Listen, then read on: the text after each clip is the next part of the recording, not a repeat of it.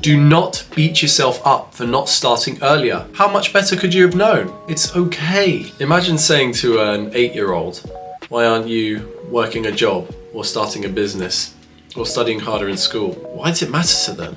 If you were 8 years old and someone said that to you, would you have taken their advice seriously? No, probably not. This all comes down to parents' influence and personal choice. A lot of the parents in my neighbourhood, they were very relaxed and they let the children do whatever they wanted. But some, unfortunately, lack discipline because of that. They let their kids spend too much time on video games. Fortunately, I was one of those children whose time was monitored on these devices, and I didn't end up getting addicted at a young age. I only got my first phone and iPad at age 11. But there are far too many cases now of children just consuming content.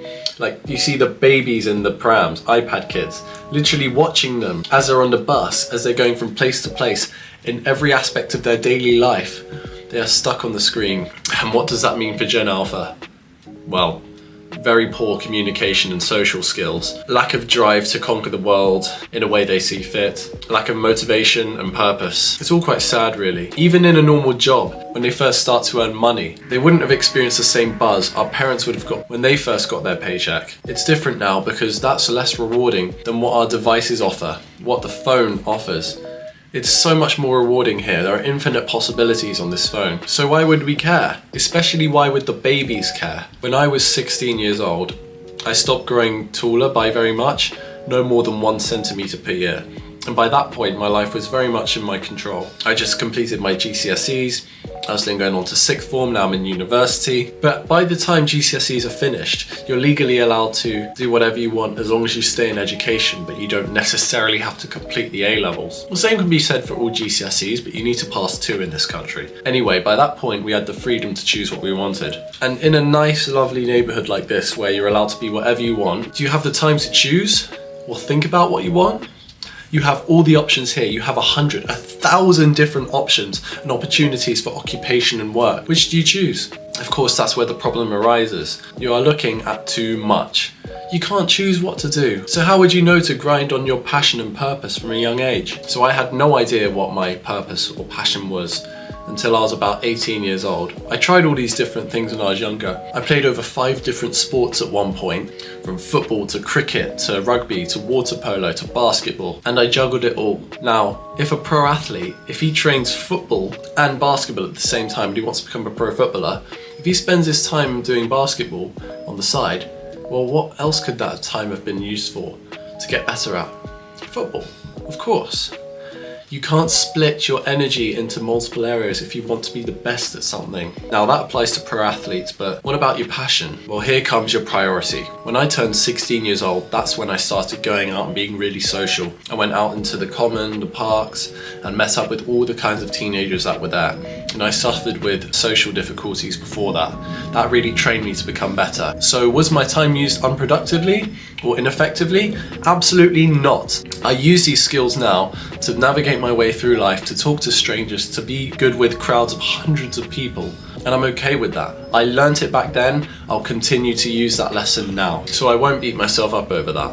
When I was 17, I took the leadership role in my group of friends. I arranged the meetups, I arranged the days out. Do I regret that? Absolutely not. When I was 18, I started doing mindfulness practices. In fact, just before I turned 18, and I started meditating. Was that useful? Absolutely, I still do it now, albeit not every day, and sometimes at night with lower quality as I'm trying to go to sleep, but I've got all these thoughts in my mind, and I'm not the most ready to do the meditation yet. Age 19, I found a community where people excelled in doing meditation and the good habits, self-improvement, and eventually business. Do I regret not starting business then? No, because I didn't know enough about it. I wasn't completely ready. Now I feel more ready. Now I use the YouTube channel, because basically having your own YouTube channel is a business, because you're not working for anyone. Well, technically you're under YouTube's branch, but you earn money from ad revenue and sponsorships and whatever from work that you produced yourself. You don't have a boss and you don't have time constraints. So here I am, age 20, building my image, my business with this YouTube channel. So seeing as I had total controls of the reins, well, not total, but a lot more than before.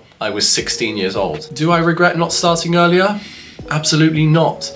Because for most of that time, at least every year, I was making a new huge discovery or pursuing a passion or learning a lesson that I would take throughout my whole life. It's not worth beating yourself up over time you think it was lost, but it was in fact you just trying to find your way and discovering how to conquer this challenge in your own way. You may have taken weeks off to maybe recover or just celebrate or whatever, but you didn't know any better, did you? So don't beat yourself up for not learning the lesson earlier. You've done well enough.